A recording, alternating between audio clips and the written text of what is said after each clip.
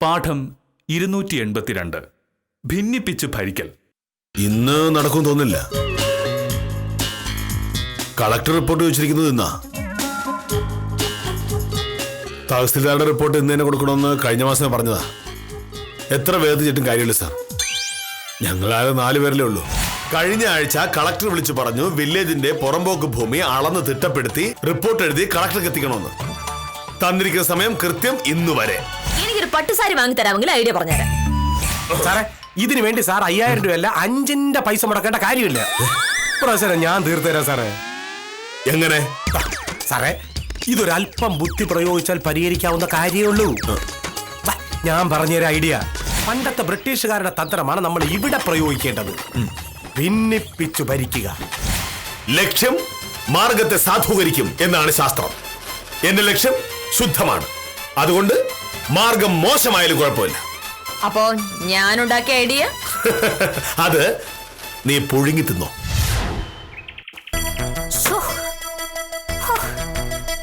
സത്യം പറഞ്ഞ ഇവിടെ നിന്ന് സ്ഥലം മാറ്റം വാങ്ങി എങ്ങോട്ടെങ്കിലും പോണോന്ന് തോന്നുന്നു കാഞ്ഞന സാറേ. കൂലിപ്പണിക്ക് പോലും ഇത്രയും പാടില്ല. സാധാരണ മനുഷ്യനെ കൊണ്ട് ചെയ്യാവുന്ന ജോലിയാണോ ഇത്? സ്ഥലം മാറ്റം വാങ്ങി പോയിട്ട് എന്താ പ്രഭേ കാര്യം? ഏത് വില്ലേജിൽ ചെന്നാലും പുറമ്പോക്കം കാണും, സർക്കാർ വക സ്ഥലം എടുപ്പും കാണും. വേറെ എവിടെയെങ്കിലും ആണെങ്കിൽ ഇത്രയും ജോലി വരുമ്പോഴേ വില്ലേജ് ഓഫീസർ പറയും ഇതെല്ലാം കൂടി നടക്കില്ല. ഇവിടെ അങ്ങനെ വല്ലതും ആണോ? ആരെന്ത് പറഞ്ഞാലും ഓ ശരി സാർ ഒക്കെ ഞാൻ ചെയ്തോളാന്ന് പറഞ്ഞ് മോഹനേഷ് സാർ അങ്ങ് ഏറ്റോളും. കേക്കാതെ സാർ എന്ത് ചെയ്യും? വിളിക്കുന്നത് കളക്ടറും തഹസിൽദാരും ഒക്കെ അല്ലേ, ഏറ്റേ പറ്റൂ. ഇപ്പൊ മോഹനേഷ് സാർ നമ്മളോട് പറഞ്ഞപ്പോ നമ്മളേറ്റില്ലേ, അതുപോലെ തന്നെ. എന്നാൽ ഇന്ന് വൈകുന്നേരത്തിന് മുമ്പ് ഇത് മുഴുവൻ എഴുതി ഉണ്ടാക്കുമെന്ന് വെച്ചാ. പ്രഭ ഒറ്റയ്ക്കല്ലോ, നമ്മളെല്ലാരും ഇല്ലേ. 10 മണിയാകുമ്പോ മോഹനേഷ് സാറും വരും.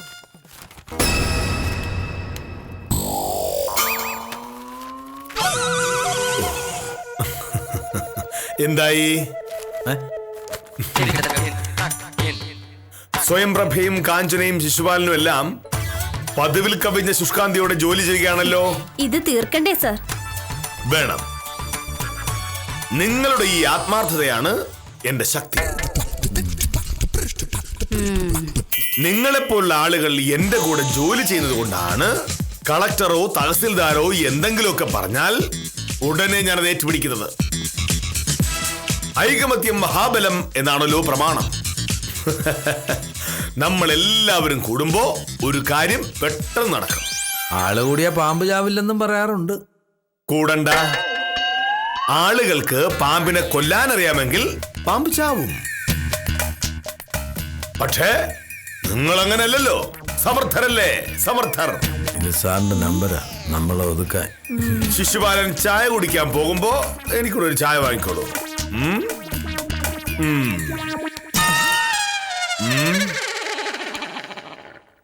കാഞ്ചന ഒന്ന് വരൂ. വരൂ, 1-2 കാര്യങ്ങൾ പറയാനുണ്ട്. അപ്പൊ ഇന്നത്തെ സകല ജോലി എന്റെ തലയിൽ കെട്ടിവെക്കാനോ? എന്റെ വിധി. പ്രൊഫസറിന് കടുപ്പത്തിലൊരു ചായ വാങ്ങിച്ചിട്ട് തട്ടെ. കിട്ടുമെങ്കിൽ കുറച്ച് വിഷം വാങ്ങിച്ച് താ ശിശുപാലൻ ചേട്ടാ, അതാ നല്ലത്.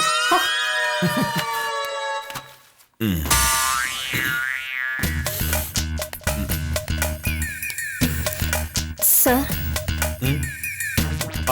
കാഞ്ചന ഇരിക്കൂ. എനിക്ക് അല്പം വ്യക്തിപരമായി സംസാരിക്കാനുണ്ട്. എന്താ സാർ? ഇരിക്കൂ. വേണ്ട സാർ, ഞാൻ നിന്നോളാം. സാർ കാര്യം എന്താന്ന് പെട്ടെന്ന് പറഞ്ഞാ എനിക്കങ്ങ് പോകായിരുന്നു. വൈകുന്നേരത്തിനകം റിപ്പോർട്ട് ശരിയാക്കണ്ടേ? അതെ, അത് ശരിയാണ്. കാഞ്ചന ഇപ്പോ ഏത് റിപ്പോർട്ടാണ് എഴുതുന്നത്? സ്ഥലമെടുപ്പിന്റെയോ പുറമ്പോക്കിന്റെയോ? ഞങ്ങളെല്ലാം പുറമ്പോക്കിന്റെ ലിസ്റ്റാണ് സാർ എടുക്കുന്നത്. കളക്ടർ പറഞ്ഞതാണല്ലോ ആദ്യം ചെയ്യേണ്ടത്. അല്ല, അങ്ങനെയാണ് വേണ്ടത്. പക്ഷെ അത് സ്വയംപ്രഭ ചെയ്യട്ടെ. കാഞ്ചന സ്ഥലമെടുപ്പിന്റെ റിപ്പോർട്ട് എഴുതിയാൽ മതി. അതെന്താ സാർ? പറയാൻ പാടില്ലാത്തതാണ്, പക്ഷേ കാഞ്ചന ആയതുകൊണ്ട് പറയാം. നമ്മുടെ തഹസിൽദാർക്ക് കാഞ്ചനയോട് ഒരു പ്രത്യേക താല്പര്യമുണ്ട്. പ്രത്യേക താല്പര്യം എന്ന് വെച്ചാ? എന്നെ കാണുമ്പോഴൊക്കെ തഹസിൽദാർ ചോദിക്കും, കാഞ്ചനയ്ക്ക് സുഖം തന്നെയല്ലേ, കാഞ്ചനയ്ക്ക് സുഖം തന്നെയല്ലേ എന്ന്. കാഞ്ചനയെ പോലൊരു പെൺകുട്ടി താലൂക്ക് ഓഫീസിൽ ഉണ്ടായിരുന്നെങ്കിൽ വളരെ നന്നായിരുന്നു എന്നാണ് പുള്ളിക്കാരന്റെ അഭിപ്രായം. അടുത്ത സ്ഥലമാറ്റം വരുമ്പോ കാഞ്ചനയെ എങ്ങനെയും താലൂക്ക് ഓഫീസിൽ എത്തിക്കാനാണ് പുള്ളിക്കാരന്റെ പരിപാടി.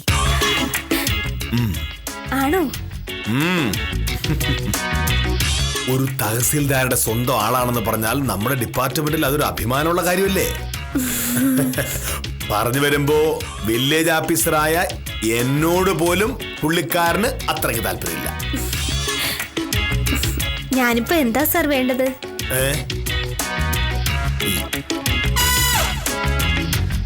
സ്വയംപ്രഭ അറിയാതെ കാഞ്ചന തഹസിൽദാർ ചോദിച്ച റിപ്പോർട്ട് തയ്യാറാക്കണം. കാഞ്ചന മനസ്സ് വെച്ചാ ഇന്ന് വൈകുന്നേരത്തിനകം അത് തീർക്കാൻ പറ്റും. എന്ത് സംശയം ഉണ്ടെങ്കിലും ഞാൻ സഹായിക്കാം. ഞാൻ ഒറ്റയ്ക്കോ? ഒറ്റയ്ക്ക് ചെയ്താലേ അതിനൊരു വില കിട്ടൂ. കാഞ്ചനയുടെ മാത്രം കൈയക്ഷരത്തിൽ ഞാൻ ആ കണക്കുമായി അവിടെ ചെല്ലുമ്പോ തഹസിൽദാർ ചോദിക്കില്ലേ, മോഹനകൃഷ്ണ ഇത് ഒരാൾ ഒറ്റയ്ക്ക് ചെയ്തതാണോ എന്ന്. അപ്പൊ ഞാൻ പറയും, അതെ സാർ, എല്ലാം കാഞ്ചന ഒറ്റയ്ക്ക് ചെയ്തതാണ് എന്നും ഇങ്ങനെ ഒരാളെ വില്ലേജ് ഓഫീസിൽ കിട്ടിയത് എന്റെ ഭാഗ്യമാണ് എന്നൊക്കെ. അതോടെ തഹസിൽദാരുടെ മുമ്പിൽ കാഞ്ചന ആരായി? കേട്ടിട്ടൊരു രസം തോന്നുന്നുണ്ട്. പക്ഷേ ഞാൻ ഒറ്റയ്ക്ക് ചെയ്തിട്ടേ കാര്യമുള്ളൂ. ചെല്ലു. ആ പിന്നെ ഞാൻ ഈ പറഞ്ഞ കാര്യങ്ങൾ പ്രഭ അറിയണ്ട. വെറുതെ എന്തിനാ കാഞ്ചനയ്ക്ക് കിട്ടേണ്ട ക്രെഡിറ്റ് മറ്റൊരാൾക്ക് പോകുന്നത്? ശരി സാർ. ആ കാഞ്ചന, എന്താ സാർ? ഈ നമ്മുടെ റെക്കോർഡ് റൂമിൽ നിന്ന് ആ റീസർവേയുടെ ഫയൽ എടുത്ത് അവിടെ വെച്ചേക്കും. ഒരു കാര്യമുണ്ട്. ശരി സാർ. ഇപ്പൊ തന്നെ എടുത്ത് വെക്കണം. അതെടുത്തുകൊണ്ട് സീറ്റിലേക്ക് പോയാൽ മതി. ശരി സാർ. ഒരാൾ ഒതുക്കി. ഇനി അടുത്തത്.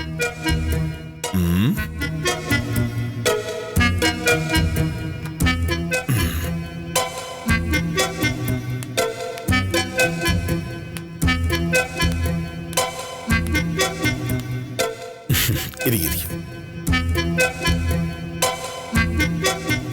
കളക്ടർക്ക് കൊടുക്കാനുള്ള റിപ്പോർട്ടായിരിക്കും.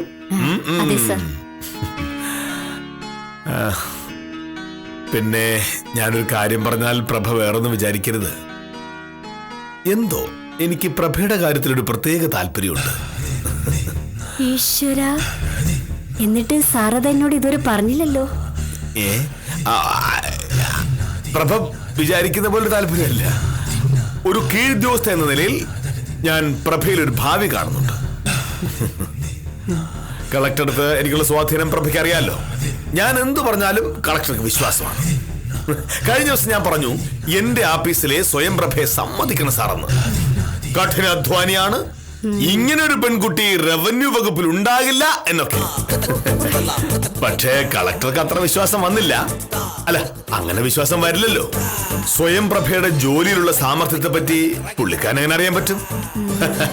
പക്ഷേ ഇപ്പോ ആ സാമർത്ഥ്യം തെളിയിക്കാൻ ഞാനൊരു വഴി പറഞ്ഞുതരാം. കളക്ടർ കൊടുക്കാനുള്ള റിപ്പോർട്ട് പ്രഭ തന്നെ ഒറ്റയ്ക്ക് തയ്യാറാക്കണം.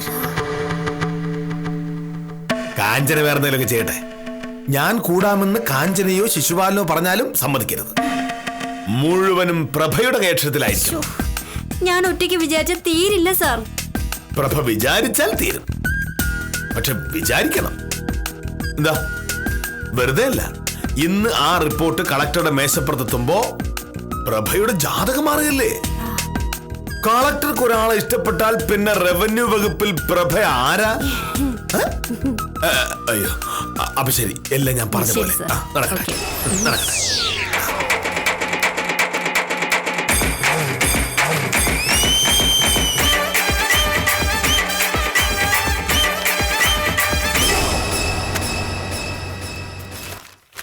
കാഞ്ചന സാറ് എവിടെ പോയതായിരുന്നു? ഈ ഫയൽ എടുക്കാൻ.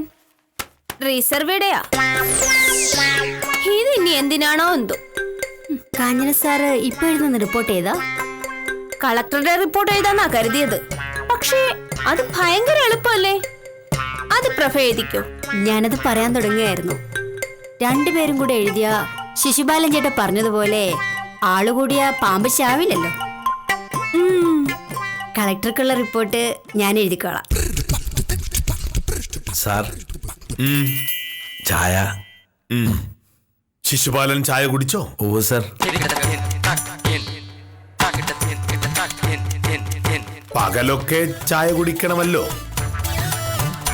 കാരണം സന്ധ്യയായാൽ ശിശുപാലൻ കുടിക്കുന്നത് വേറെ ചില സാധനങ്ങളാണല്ലോ. ശിശുപാലൻ സ്ഥിരമായി മദ്യപിക്കാറുണ്ട്. അല്ല അങ്ങനെയൊന്നുമില്ല സാർ. മാളായിട്ട് എന്നോടിത് പറഞ്ഞത് ആരാണെന്ന് അറിയാമോ? നാട്ടുകാരെങ്കിലും ആവും. ഒക്കെ ശത്രുക്കൾ വെറുതെ പറയുന്ന സാർ. അല്ല, എന്നോടിത് പറഞ്ഞത് ഡെപ്യൂട്ടി തഹസിൽദാർ രാജേന്ദ്രൻ സാറാ. രാജേന്ദ്രൻ സാറിന് ശിശുപാലനെ പറ്റി ശരിക്കറിയാം. പുള്ളിക്കാരനൊരു നല്ല മദ്യപാനിയാണല്ലോ. എന്നോട് പറയാ, കഴിഞ്ഞ മാസം ദുബൈയിൽ നിന്ന് രാജേന്ദ്രൻ സാറിന്റെ അളിയൻ വന്നപ്പോ കൊണ്ടുവന്ന സ്കോച്ച് വിസ്കി പുള്ളിയുടെ വീട്ടിലിരിപ്പുണ്ട്. അത് ശിശുപാലിന് വേണമെങ്കിൽ കൊടുത്തേക്കൂ എന്ന്. ഞാൻ എന്ത് മറുപടി പറഞ്ഞു കാണും? സാറൊരു മദ്യവിരോധിയാണല്ലോ, പറ്റില്ല എന്ന് പറഞ്ഞു കാണും. അതെ, പറ്റില്ല എന്ന് ഞാൻ പറഞ്ഞപ്പോ പുള്ളിക്കാരൻ പറയുക, അങ്ങനെയാണെങ്കിൽ അത് വേറെ ആരുടെയും കയ്യിൽ കൊടുത്തു വിടാം എന്ന്. അപ്പൊ ഞാൻ പറഞ്ഞു, റീസർവേയുടെ റിപ്പോർട്ട് ഇന്ന് സാറിന്റെ കയ്യിൽ കൊടുക്കണമല്ലോ. അത് എഴുതി തീർത്ത് ശിശുപാലനെ ഞാൻ താലൂക്ക് ഓഫീസിലേക്ക് വിടാം. എന്നിട്ട് പുള്ളിക്കാരൻ സമ്മതിച്ചു. പക്ഷേ പിന്നീടാണ് എനിക്കതിന്റെ അപകടം മനസ്സിലായത്. ഇന്ന് മറ്റേ 2 റിപ്പോർട്ട് ശരിയാക്കുന്നതിനിടയിൽ റീസർവേയുടെ കാര്യം ആരെഴുതും? അത് സ്വയം പ്രഭയോടും കാഞ്ചനോടും പറഞ്ഞപ്പോ അവർക്ക് താല്പര്യമില്ല. ശിശുപാലിന് വിസ്കി കിട്ടാൻ വേണ്ടി അവരെന്തിനാ പണിയെടുക്കുന്നത് എന്നൊരു ചോദ്യം. ശിശുപാലിന് അത് ഒറ്റയ്ക്ക് എഴുതാൻ പറ്റുമെങ്കിൽ ഒന്ന് ശ്രമിച്ച് നോക്ക്. അല്ല, ശിശുപാലിനെ മദ്യപിക്കുന്നത് എനിക്ക് യോജിപ്പില്ല. എന്നാലും രാജേന്ദ്രൻ സാർ പറഞ്ഞ കാര്യം എനിക്ക് പറയാതിരിക്കാൻ പറ്റുമോ? എന്റെ മേലുദ്യോഗസ്ഥനല്ലേ. അല്ല സാർ, റീസർവേയുടെ ഫയല് കാഞ്ചനയുടെ മേശപ്പുറത്ത് കാണും. ഞാൻ നോക്കട്ടെ സാർ.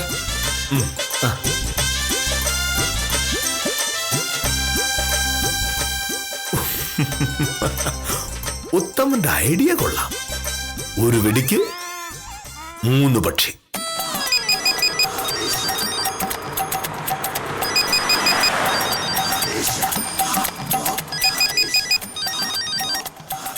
ഹലോ ഉത്തമ, ഞാനാ. സാർ എന്തായി? എന്താവാൻ, ഉത്തമന്റെ ഐഡിയ ഏറ്റു. 3 പേരും ജോലി തുടങ്ങിയിട്ടുണ്ട്.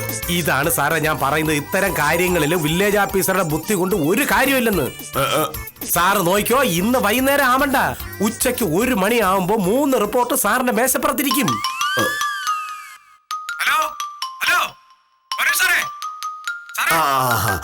ഞാൻ റിപ്പോർട്ട് കിട്ടിയിട്ട് ഉത്തമനെ വിളിക്കാം.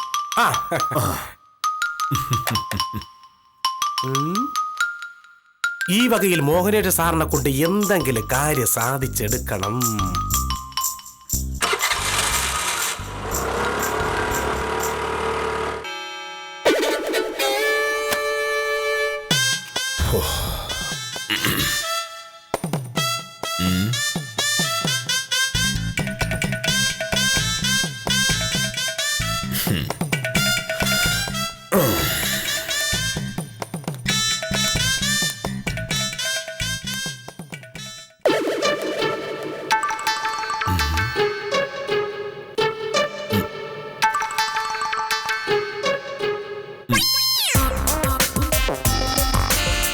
ഇതെന്താ എല്ലാവരും ഉറങ്ങുന്നത്? ഇത്ര പെട്ടെന്ന് ജോലി തീർന്നു? കാഞ്ചനെ, സ്വയംപ്രഭ, ഏ? അയ്യോ. ശിശുപാല,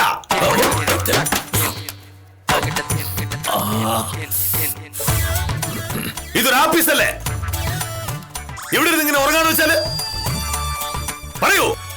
ഇതുവരെ ഞാൻ കണ്ടിട്ടില്ലല്ലോ ഇങ്ങനൊരു കാര്യം ഇവിടെ. അതല്ല സർ, ജോലിയൊന്നും ഇല്ലാത്തത് കൊണ്ട്. ജോലി ഇല്ലേ? അപ്പൊ നിങ്ങൾ ഏൽപ്പിച്ച ജോലി ഇത്ര പെട്ടെന്ന് തീർത്തോ? ആ, അങ്ങനെയാണെങ്കിലും ഓഫീസിൽ നിന്ന് ഉറങ്ങുന്നത് ശരിയാണോ? ജോലി തീർന്നില്ല സർ. പിന്നെ സാറല്ലേ പറഞ്ഞത് തഹസീൽദാർക്ക് എന്നെ വലിയ കാര്യമാണ്, സ്ഥലമെടുപ്പിന്റെ റിപ്പോർട്ട് ഞാൻ തനിയെ എഴുതിയാൽ തഹസീൽദാർക്ക് എന്നെ കൂടുതൽ ഇഷ്ടാവും, അടുത്ത തവണ സ്ഥലം മാറ്റം വരുമ്പോ താലൂക്ക് ഓഫീസിലേക്ക് എന്നെ മാറ്റുമെന്ന്. അതെ സാറേ, വീട്ടിൽ നിന്ന് ഇങ്ങോട്ട് 1.5 കിലോമീറ്ററേ ഉള്ളൂ. താലൂക്ക് ഓഫീസിലേക്കാവുമ്പോ 5 കിലോമീറ്റർ ഉണ്ട്. വെറുതെ കൂടുതൽ ദൂരത്തേക്ക് സ്ഥലം മാറ്റം വാങ്ങുന്നത് എന്തിനാ? അതുകൊണ്ട് തഹസിൽദാർക്ക് എന്നോടുള്ള താല്പര്യം എങ്ങനെയെങ്കിലും കളഞ്ഞേ പറ്റൂ. ഞാൻ റിപ്പോർട്ട് എഴുതിയില്ല. ഇനിയിപ്പോ ഇക്കാര്യം സാർ താലൂക്ക് ഓഫീസിൽ പോയി പറയല്ലോ, അതോടെ തഹസിൽദാർക്ക് എന്നെ കണ്ടുകൂടാതാവും. ഹോ, ഞാൻ രക്ഷപ്പെട്ടു. എന്റെ കാര്യം അങ്ങനെ തന്നെ സാർ. എന്ത്? കളക്ടർക്ക് കൊടുക്കാനുള്ള റിപ്പോർട്ട് ഞാൻ തന്നെ ഉണ്ടാക്കിയാൽ സാർ അത് കളക്ടറോട് പറയും. കളക്ടർക്ക് സന്തോഷമാകും. പിന്നെ എന്ത് കാര്യം ഉണ്ടായാലും കളക്ടർ എന്നെ ഏൽപ്പിച്ചാൽ മതി എന്ന് പറയും. അങ്ങനെ ഉണ്ടായാൽ പണിയെടുത്ത് ഞാൻ ചാവും. അയ്യോ, സാറ് പറഞ്ഞ കാര്യം ഞാനും ആലോചിച്ചു. കാര്യം പറഞ്ഞാ കാശ് മുടക്കാതെ കള്ളു കുടിക്കുന്ന ഒരു ഏർപ്പാടാ. പക്ഷെ ചുമ്മാ കിട്ടുമ്പോൾ ഞാനാകുമ്പോൾ ഒരുപാട് അങ്ങ് കുടിക്കും. വെറുതെ റീസർവേയുടെ റിപ്പോർട്ട് എഴുതി അതിന്റെ പേരിൽ ഡെപ്യൂട്ടി തഹസിൽദാർ രാജേന്ദ്ര സാറിന്റെ കയ്യിൽ നിന്ന് ഇഷ്ടം പോലെ കള്ളും വാങ്ങി കുടിച്ച് എന്റെ കരൾ ഇല്ലാതാക്കുന്ന എന്തിനാ? അതുകൊണ്ട് ഞാൻ എഴുതിയില്ല. മണി 1 ആയി. അയ്യോ, നമുക്ക് ഊണ് കഴിക്കണ്ടേ? പിന്നെ കൃത്യസമയത്ത് ഊണ് കഴിച്ചില്ലെങ്കിലേ ഗ്യാസ് വരും. പിന്നല്ലാതെ ശിശുപാലൻ ചേട്ടൻ വരുന്നില്ലേ?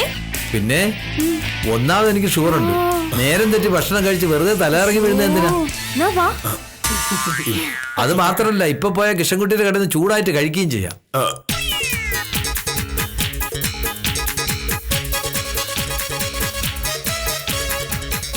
ഡിവൈഡ് ആൻഡ് റൂൾ, ഭിന്നിപ്പിച്ച് ഭരിക്കുക. കീഴുദ്യോഗസ്ഥരെ വ്യക്തിപരമായി സ്വാധീനിച്ച് അവരെ പറ്റിച്ച് തമ്മിലടിപ്പിച്ച് സ്വന്തം കാര്യം സാധിക്കുക. എന്ത് മനോഹരമായ ഐഡിയായിരുന്നു.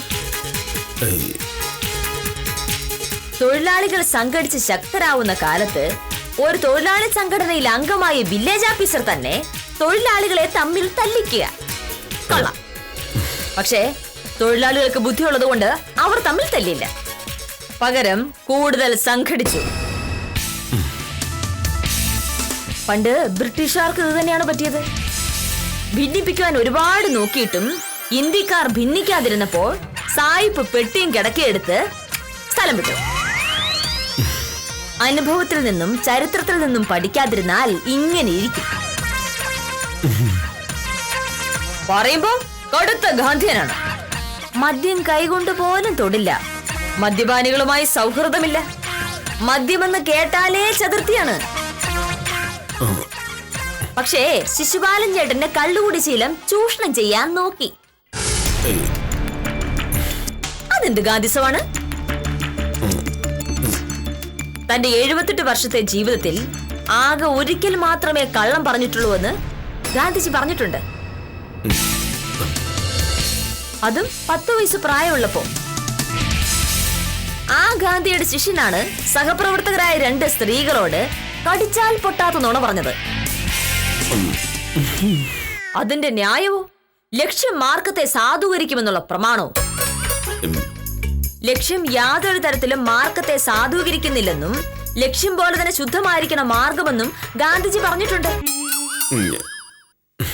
അതും മറന്നുപോയി ഗാന്ധി ശിഷ്യൻ.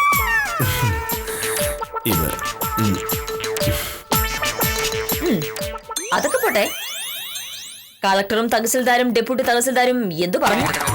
പിന്നെ കളക്ടർ കൊടുക്കാനുള്ള റിപ്പോർട്ട് എഴുതി തീർത്തായിരുന്നു 3 പേരും കൂടി. അതുകൊണ്ട് അത് പ്രശ്നമായില്ല.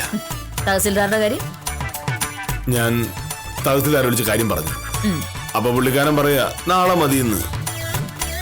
നേരത്തെ തഹസിൽദാരെ വിളിച്ചാൽ മതിയായിരുന്നു. ശരി, ഡെപ്യൂട്ടി തഹസിൽദാരുടെ കാര്യം? തഹസിൽദാർ തന്നെ ഡെപ്യൂട്ടി തഹസിൽദാരെ വിളിച്ച് കാര്യം പറഞ്ഞു. അതുകൊണ്ട് റീസർവേഡ് റിപ്പോർട്ട് ഒരാഴ്ച കഴിഞ്ഞ് മതിയെന്ന് പറഞ്ഞു. ഇത്രയേ ഉണ്ടായിരുന്നുള്ളൂ കാര്യം. ഇതിനാണ് മോഹനേട്ടൻ ഈ ബഹളം മുഴുവൻ ഉണ്ടാക്കിയത്. ഞാൻ പറയാന്ന് പറഞ്ഞ ഐഡിയയും ഇതായിരുന്നു. തഹസിൽദാരുമായി മോഹനേട്ടന് വലിയ അടുപ്പമല്ലേ, അങ്ങേരുടെ കാര്യം പറയുക. ഡെപ്യൂട്ടി തഹസിൽദാർ രാജേന്ദ്രൻ സാറ് വഴങ്ങിയില്ലെങ്കിൽ ഒരൊറ്റ ഡയലോഗ് മതിയായിരുന്നു. രാജേന്ദ്രൻ സാറേ, കളക്ടർക്കും ഇന്ന് റിപ്പോർട്ട് കൊടുക്കണം. സാറിന് ഇന്ന് തന്നെ റിപ്പോർട്ട് വേണമെങ്കിൽ ഞാൻ കളക്ടറെ വിളിച്ച് കളക്ടറുടെ റിപ്പോർട്ട് വൈകുമെന്ന് പറയാമെന്ന്. പിന്നെ ഏത് ഡെപ്യൂട്ടി തഹസിൽദാർ നിർബന്ധിക്കുമായിരുന്നു? അത് ശരിയായിരുന്നു, ഞാനത് ഓർത്തില്ല. എന്നോട് ചോദിച്ചാൽ ഞാൻ പറഞ്ഞു തരുമായിരുന്നു. പക്ഷേ പട്ടുസാരി വാങ്ങുന്ന ചെലവ് ഓർത്തപ്പോൾ സാർ അത് വേണ്ടെന്ന് വെച്ചു. എന്തായാലും പ്രശ്നമൊന്നും ഉണ്ടാവാൻ തീർന്നല്ലോ. നിനക്ക് ഞാൻ സാരി വാങ്ങി തന്നേക്കാം. 5000 രൂപയുടെ ഒന്നും അല്ല, പിന്നെ ഒരു വില പറയണ്ട.